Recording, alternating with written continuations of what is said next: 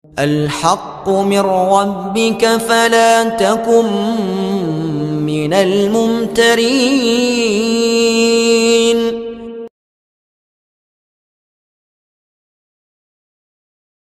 Dukun dakwah Al-Haqqu TV, pembangunan asrama, panti asuhan dan pondok pesantren Al-Haqqu, serta pembangunan Masjid Islami Center Al-Haqqu. Salurkan donasi Anda melalui Bank Syariah Indonesia dengan nomor rekening 7726170370 dengan kode bank 451 atas nama Muhammad Rais, pengasuh panti asuhan dan pondok pesantren Al-Haqqu.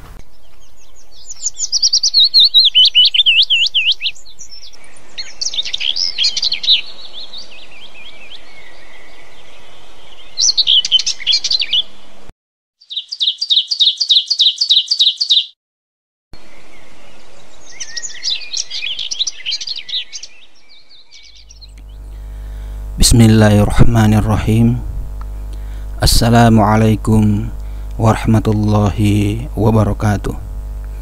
Alhamdulillahi rabbil alamin, wassalatu wassalamu ala nabiyyina Muhammadin wa ala alihi wa ashabihi wa man tabi'ahuda ila yaumiddin, amma ba'd.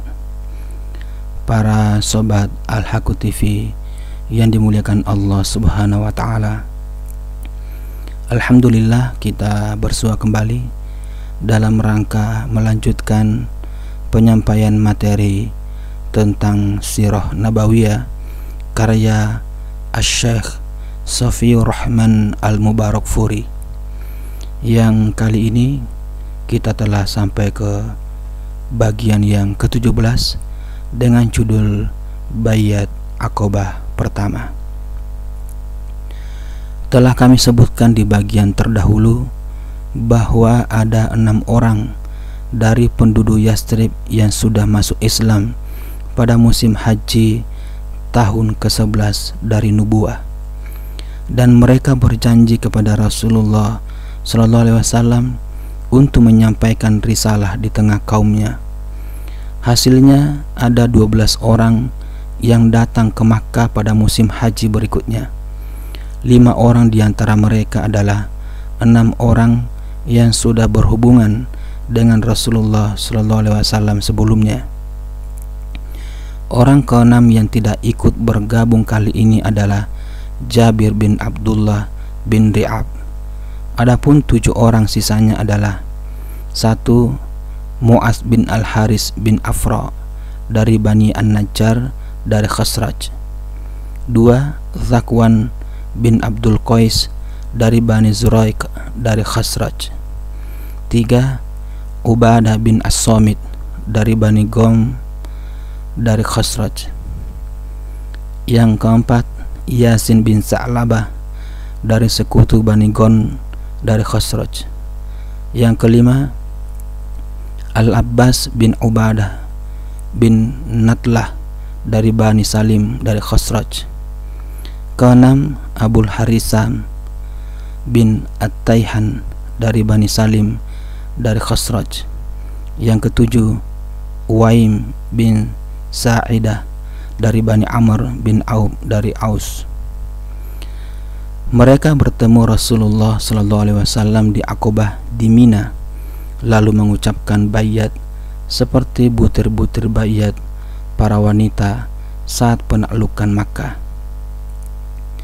Al-Bukhari meriwayatkan dari Ubadah bin As-Samit bahwa Rasulullah SAW bersabda, "Kemarilah dan berbayat kalian kepadaku untuk tidak menyekutukan sesuatu pun dengan Allah, tidak mencuri, tidak berzina, tidak membunuh anak-anak sendiri, tidak akan berbuat dusta yang kalian ada-adakan antara tangan dan kaki kalian, tidak mendurhakai dalam urusan yang baik.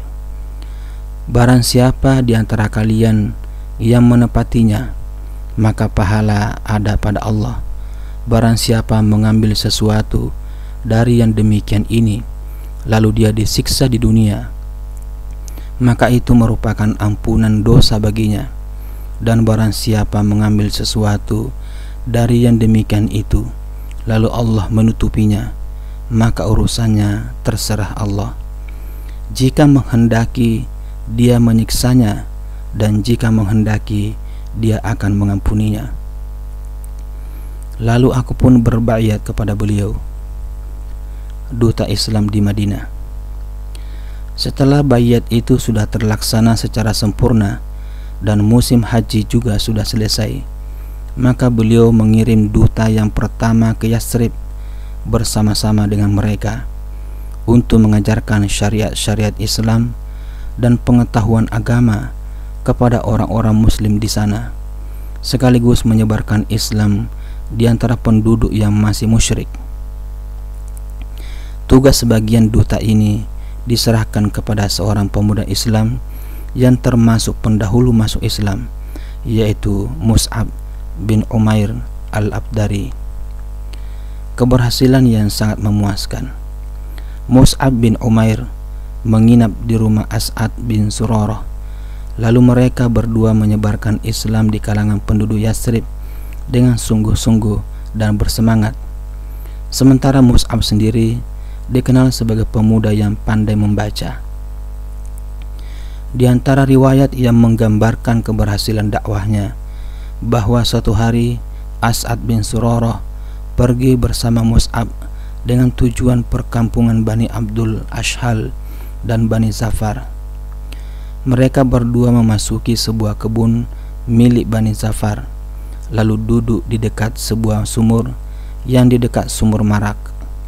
Beberapa orang yang sudah masuk Islam berkumpul di sekeliling keduanya. Sementara saat itu Sa'ad bin Mu'az dan Usaid bin Hudair yang menjadi pemimpin kaumnya di Bani al-Ashhal masih musyrik.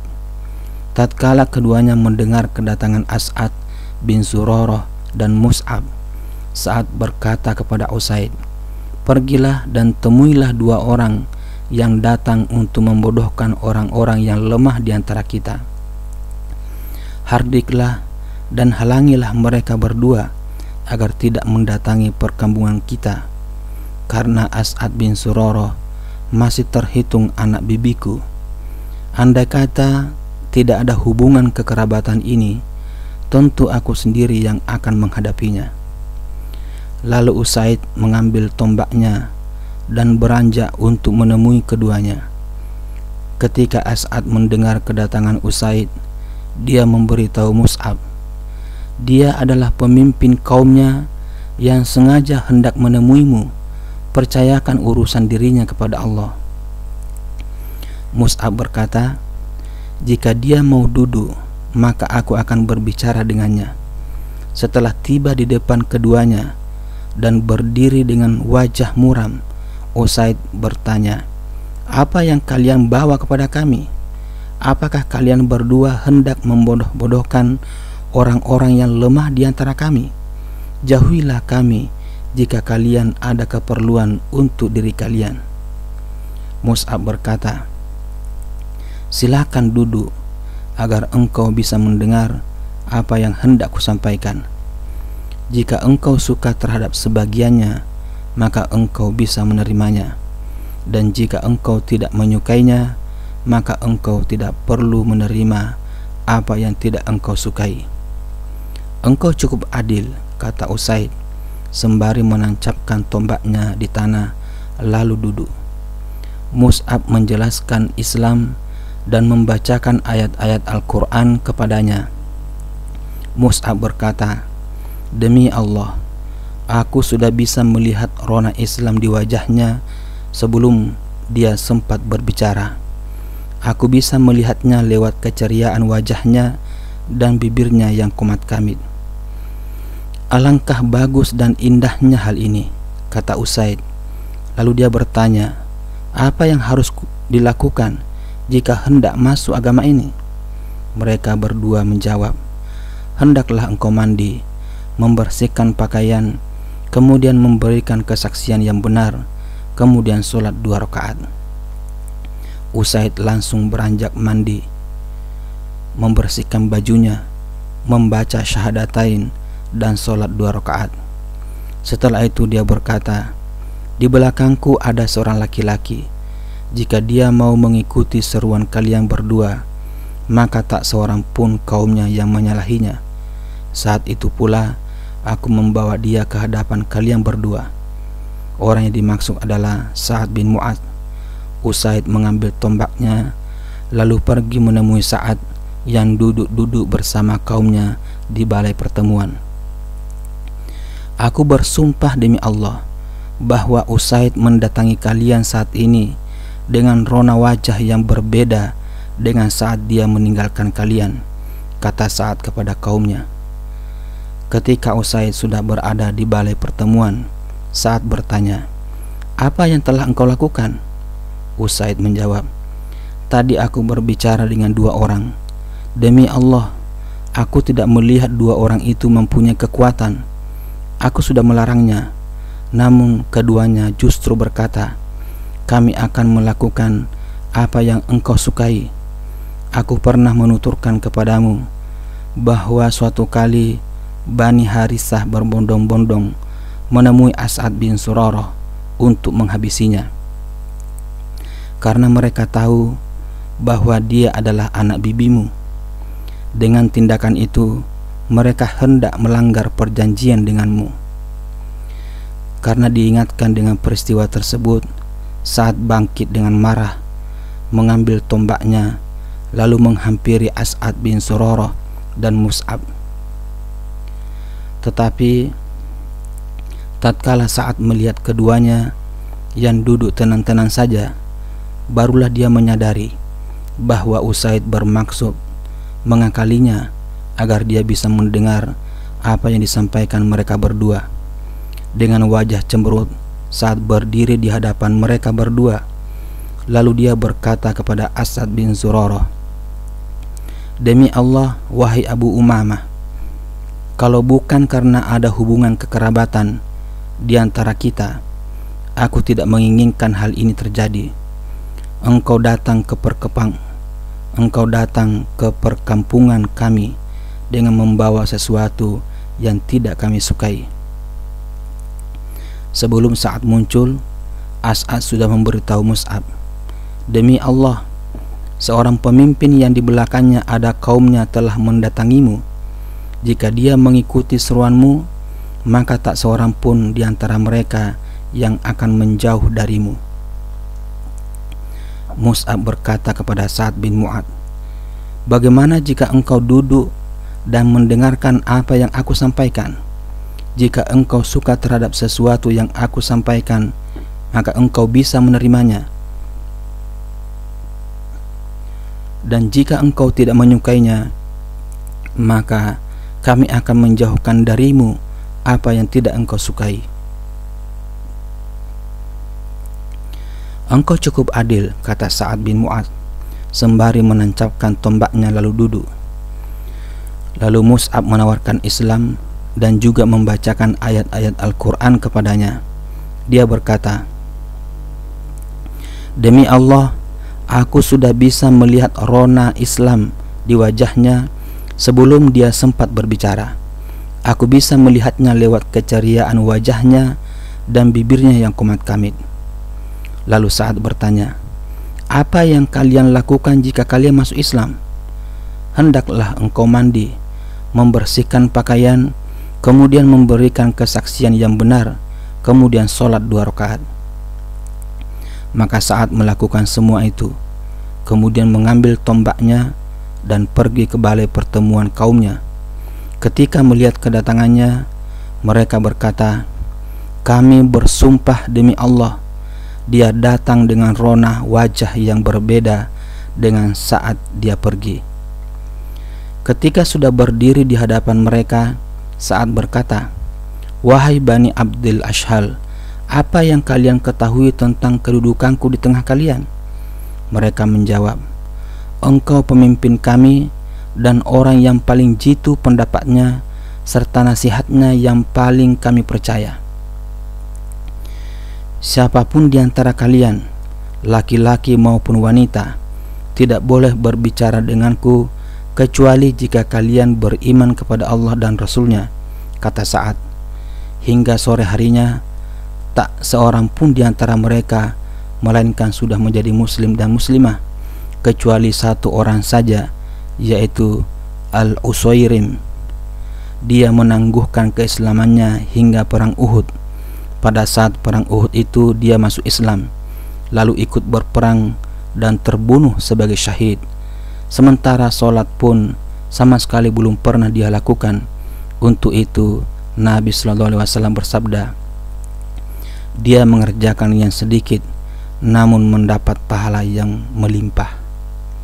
Mus'ab tetap berada di rumah As'ad bin Zurarah, menyeru manusia kepada Islam, hingga tak satu perkampungan pun dari perkampungan-perkampungan Ansor melainkan di dalamnya adalah sejumlah laki-laki dan wanita yang sudah masuk Islam, kecuali perkampungan Bani Umayyah bin Sa'id, Khotmah dan Wail. Di antara mereka ada Qais bin Al-Aslat, seorang penyair yang selalu ditaati kaumnya. Dia sangat berperang menghalangi mereka masuk Islam hingga saat perang Khandaq pada tahun ke-5 setelah hijrah. Sebelum tiba musim haji tahun ke-13 setelah nubuah, Mus'ab bin Umair kembali ke Makkah untuk menyampaikan kabar keberhasilannya dan keadaan penduduk Yathrib yang sudah memiliki kekuatan dan siap memberi perlindungan.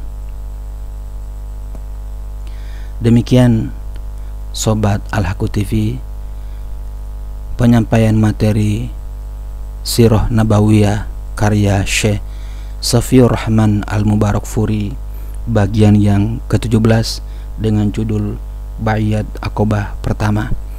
Semoga bermanfaat. Lebih kurangnya mohon dimaafkan. Billahi taufik wal hidayah. Wassalamualaikum warahmatullahi wabarakatuh.